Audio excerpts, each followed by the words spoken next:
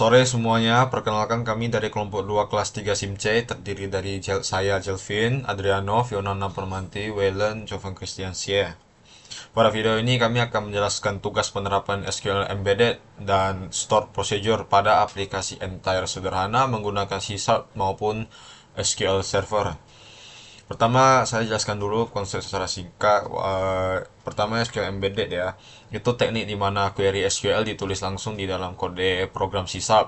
Kedua, Stored Procedure adalah query yang disimpan di dalam database SQL server dan dipanggil melalui program, yaitu C#. Ya, jadi tujuan tugas ini membandingkan kedua cara tersebut dalam sebuah aplikasi. Ini adalah aplikasi CRUD data karyawan yang kami buat ya. Sebelumnya ada tugas membuat form. Ini kita pakai contoh ini aja karena ini sama juga dengan SQL Embedded. Kita cuma cukup tambahin stored procedure di dalamnya.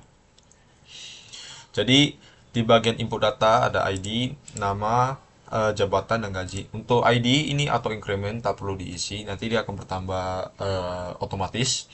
Misalnya nama saya Jelvin. Jabatannya saya tulis gamer. Gajinya 123. Saya tambah.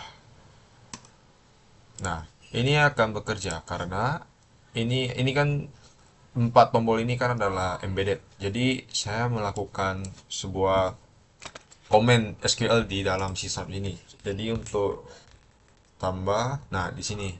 Ini kan button tambah klik. Ini adalah SQL command-nya, yaitu insert into karyawan dari values-nya. Ini adalah koneksi ke dalam SQL. Serta eh, serta ini adalah data karyawan ya, data grid view.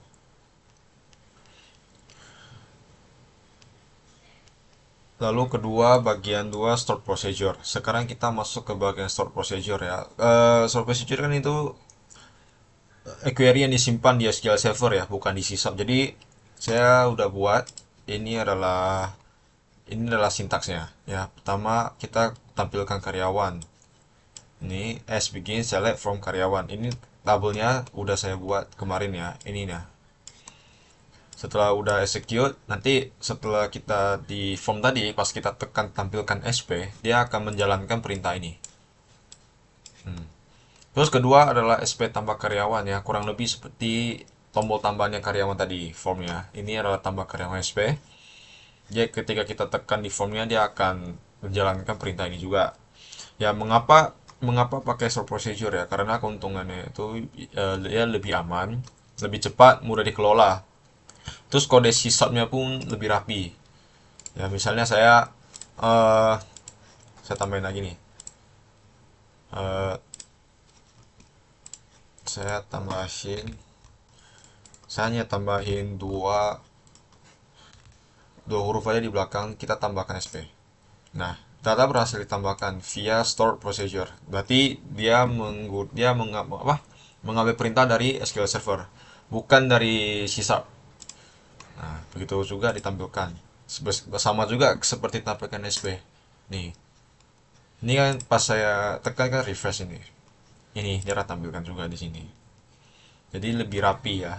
Jadi singkatnya itu tampilkan SP menampilkan data, ini untuk menambahkan data.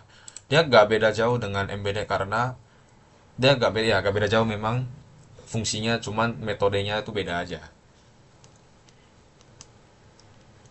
Jadi kesimpulannya itu perbedaan kedua teknik ini adalah SQL Embedded query ditulis di C#, Store Procedure itu query disimpan di SQL Server dan dipanggil dari C#.